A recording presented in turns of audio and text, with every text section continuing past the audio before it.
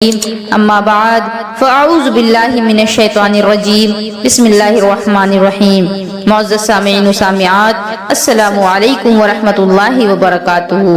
آج میں آپ لوگوں کے سامنے ان عورتوں کا ذکر کروں گی جو عورتیں جہنم کا ایندھن بنیں گی، اور ساتھ ہی ساتھ ان عورتوں کا بھی ذکر کروں گی جو عورتیں اللہ رب العزت کے فرمان پر عمل کرنے کی وجہ سے جنت کی حقدار بنیں گی اور جنت کے عیش و آرام کی حقدار بنیں گی۔ ایک مرتبہ میرے آقا حضور علیہ الصلوۃ والسلام عید کے دن خطبہ دے رہے تھے، تو مردوں میں جب آپ نے خطبہ دے دیا، خطبہ دینے کے بعد آقا کائنات علیہ الصلوۃ والسلام سیدنا بلال رضی اللہ تعالی عنہ کے کاندھوں پر اپنا ہاتھ رکھتے ہوئے خواتین کے مجمع کی طرف تشریف لے گئے، اور ان عورتوں سے ہمارے آقا نے فرمایا کہ میں نے جہنم میں سب سے زیادہ تعداد عورتوں کی دیکھی ہے۔ اس پر ایک صحابیہ کھڑی ہو گئیں، کہنے لگی یا رسول اللہ، کس وجہ سے عورتیں کثرت کے ساتھ جہنم میں جائیں گی؟ آقا کریم علیہ الصلوۃ والتسلیم نے فرمایا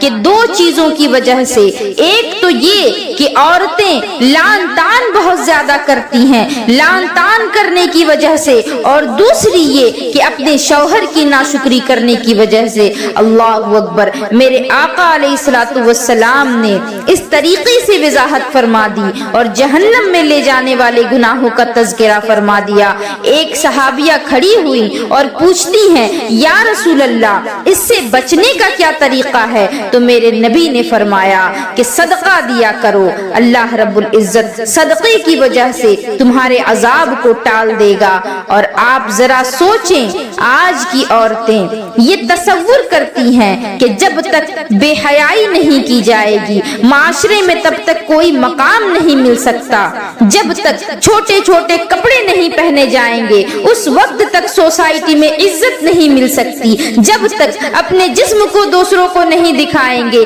تب تک ہماری کوئی قدر نہیں کرے گا۔ میں ان سے کہنا چاہوں گی کہ اے خواتین اسلام، یہ حدیث جو ابھی میں نے آپ لوگوں کے سامنے پیش کی، اس کو ذہن کے اندر محفوظ کر لیں۔ ساری باتیں اگر محفوظ نہ ہو سکیں تو کم از کم اس حدیث کو اپنے ذہن کے اندر محفوظ کر لیں کہ جو عورت کسی مرد کو اپنی طرف مائل کرنے، اٹریکٹ کرنے، یا عورت مرد کی طرف مائل ہونے کے لیے ایسا لباس پہنے کہ جس سے مرد اس کی طرف اٹریکٹ ہو یا مرد کی طرف عورت اٹریکٹ ہو، تو میرے نبی نے فرمایا کہ اس عورت کے لیے جنت تو دور کی بات، جنت کی خوشبو بھی نہیں ملے گی، جبکہ جنت کی خوشبو تو ہزاروں میل کی دوری سے بھی آتی ہے۔ اب میں پوچھنا چاہتی ہوں کہ وہ بچیاں، وہ لڑکیاں، وہ عورتیں جو اس طریقے کی باتیں اپنے اندر رکھتی ہوں، وہ ذرا سوچیں، کیا ان کو مرنا نہیں ہے؟ کیا مرنے کے بعد رب کے سامنے حاضر نہیں ہونا؟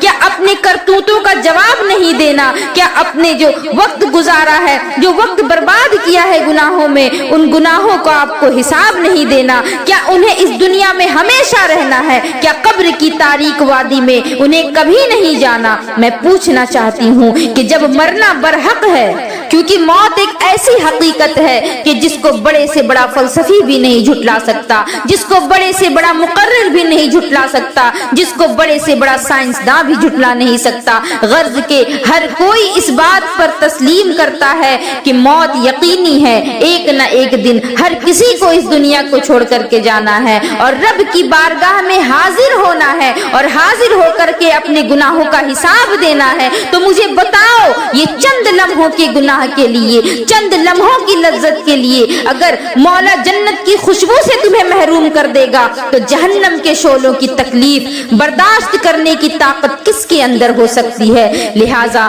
اگر سکون زندگی میں چاہیے اور ایمان کے ساتھ خاتمہ چاہیے تو اچھے کام کرنے ہوں گے، اور اچھے کام کرنے کے ساتھ ساتھ یہ بھی ضروری ہے کہ اللہ کی رضا بھی شامل ہو، پھر سکون مل سکتا ہے، ورنہ اس جس کے بغیر سکون نہیں مل سکتا۔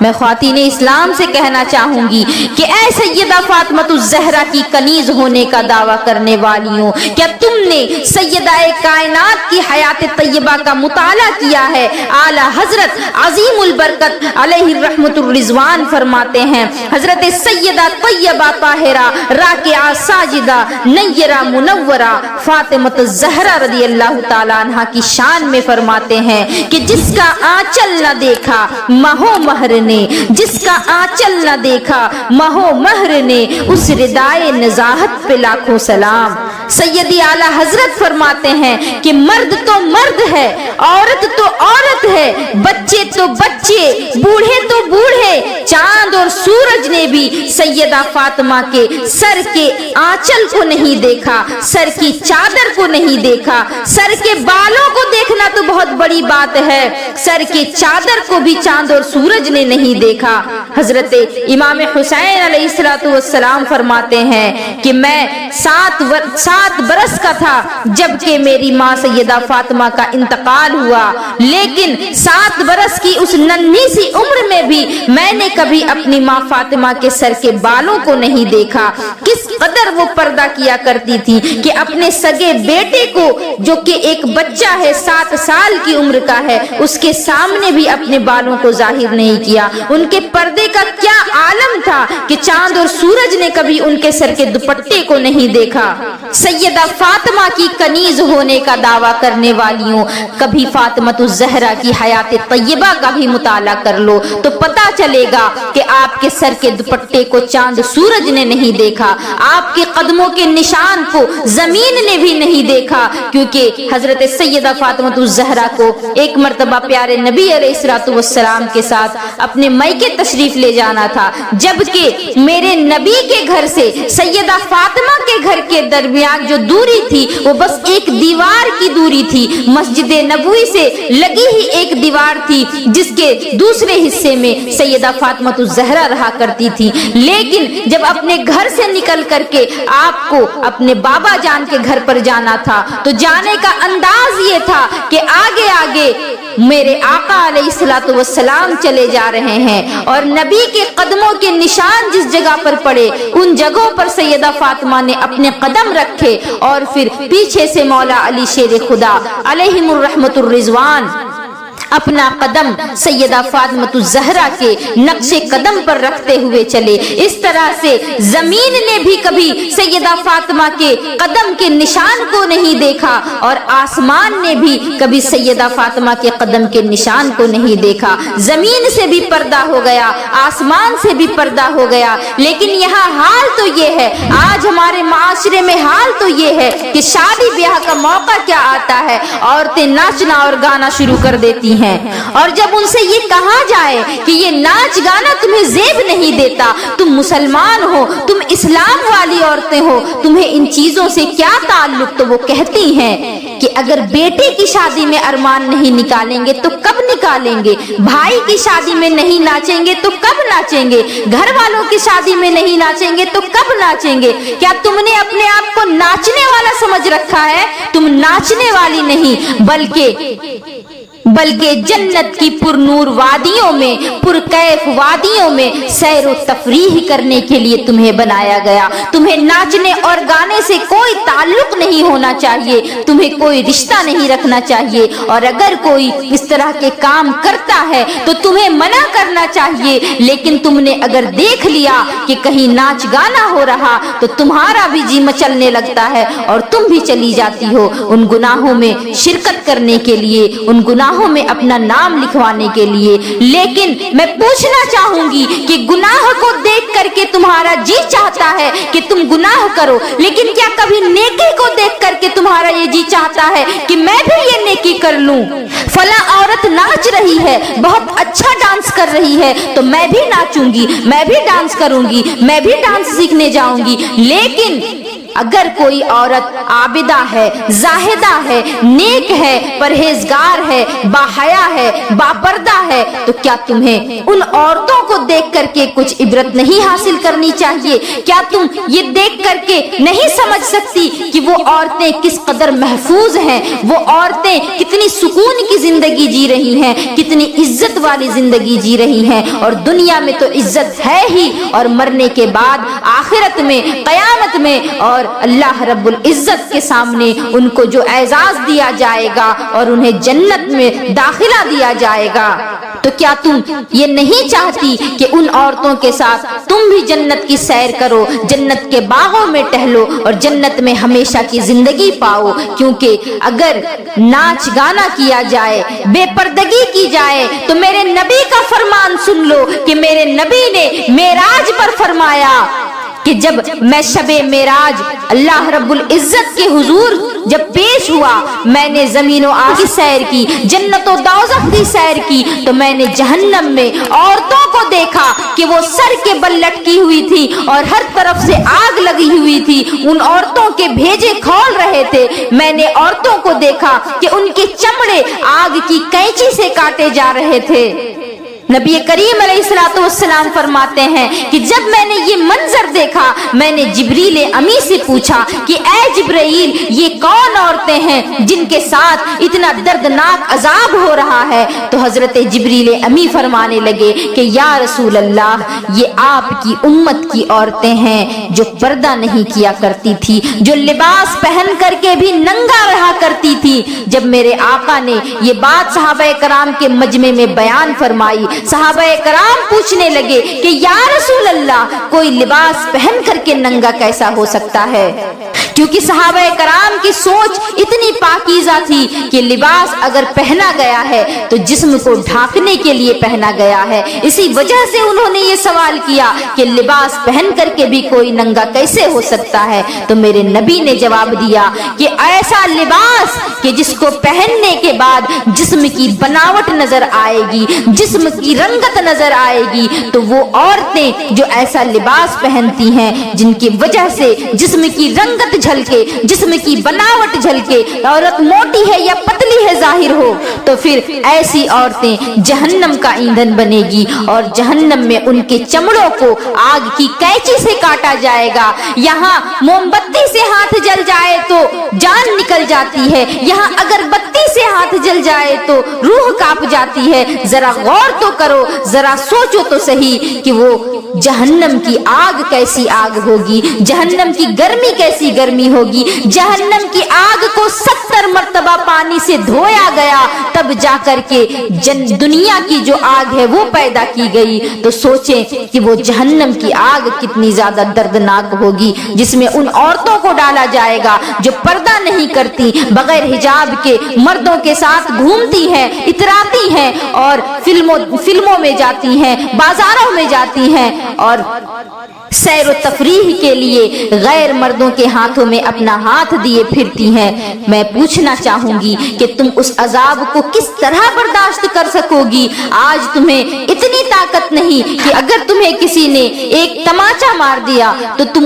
उसकी तकलीफ बर्दाश्त नहीं कर सकती। तो फिर सोचो जहन्नम में जब फरिश्ते आग के कोड़े बरसाएंगे उस वक्त का क्या आलम होगा? क्या उसकी बर्दाश्त हो सकेगी? आग से बने कोड़े जब जिस्मों पर मारे जाएंगे तो हालत ये होगी कि जिस्म जो है वो रेजा रेजा हो जाएगा। और जहन्नम में अजाब की कैफियत ये होगी कि अजाब मुसलसल चलता ही रहेगा, अजाब कभी खत्म नहीं होगा, कभी कम नहीं होगा। और जब जहन्नमी अजाब से थक जाएंगे और प्यास के मारे जब पुकारेंगे और चिल्लाएंगे कि हमें पानी दे दो, तो पहले तो उनकी बात नहीं सुनी जाएगी, और जब 1000 सालों के बाद उनकी बात सुनी जाएगी तो फिर उन्हें ऐसा पानी ला कर दिया जाएगा जो कि इस कदर खौलता होगा। बल्कि बाज जगह तो ये बयान किया गया कि जहन्नमियों का खून और पीप उन्हें पीने को दिया जाएगा, इस कदर खौलता हुआ होगा कि जब उसको हलक के अंदर डालेंगे तो फिर होंठ जो है वो लटक कर गिर जाएगा और आंतें गलगल करके बह जाएंगी। लेकिन प्यास की शिद्दत ये होगी कि उस पर भी वो टूट पड़ेंगे और उसको भी वो पीना चाहेंगे। तो फिर जरा सोचें कि किस तरह से इन चीजों को बर्दाश्त किया जा सकता है। वक्त है आज संभल जाए। आज अगर हमने नबी की बातें मान ली, आज अगर हमने अल्लाह के फरमान पर अमल कर लिया और गुनाहों से दूर हो गए और तौबा पर इस्तिकामत कर ली, नेकियों की तरफ गामजन हो गए, तो फिर अल्लाह रब्बुल इज्जत ने जहां जहन्नम का जिक्र किया है वहीं जन्नत की नेमतों का भी जिक्र किया है। वहां ये भी फरमाया है कि जन्नत में नहरें हैं, जन्नत में बाग है, सोने चांदी के महल्लात हैं, हूरो गिल्मा है, हर तरह के ऐशो आराम है। तो फिर आप मुझे ये बताएं कि क्या आप जन्नत का ऐशो आराम चाहती हैं या फिर जहन्नम के उस दर्दनाक वादी में जहां आग के कोड़े बरसाए जाएंगे, आग की कैंची से जिस्मों को काटा जाएगा, उस अजाब को बर्दाश्त करना चाहती हैं। मैं जानती हूँ कि हर कोई ये चाहता है कि जिंदगी भी सुकून के साथ गुजरे और मरने के बाद भी अल्लाह रब्बुल इज्जत इनामो इकराम से नवाजे। तो उसका बस एक यही रास्ता है कि अल्लाह के रास्ते पर लग जाओ, नेकियों की तरफ गामजन हो जाओ, गुनाहों से दूर हो जाओ, बेपर्दगी छोड़ दो, आवारगी छोड़ दो, औरतों को घूरना छोड़ दो, औरतों के पीछे पड़ना छोड़ दो, और औरतों से भी कहूंगी कि गैर मर्दों की तरफ नजर उठाकर देखना छोड़ दो। अपनी इज्जत की कद्र करो, अपनी इज्जत की हिफाजत करो। नाच और गाने में वक्त को बर्बाद करके अपने नामे अमाल में गुनाह ना लिखवाओ, क्योंकि आज तो औरतें नाचती और गाती हैं। मैं एक हदीसे पाक बताना चाहूंगी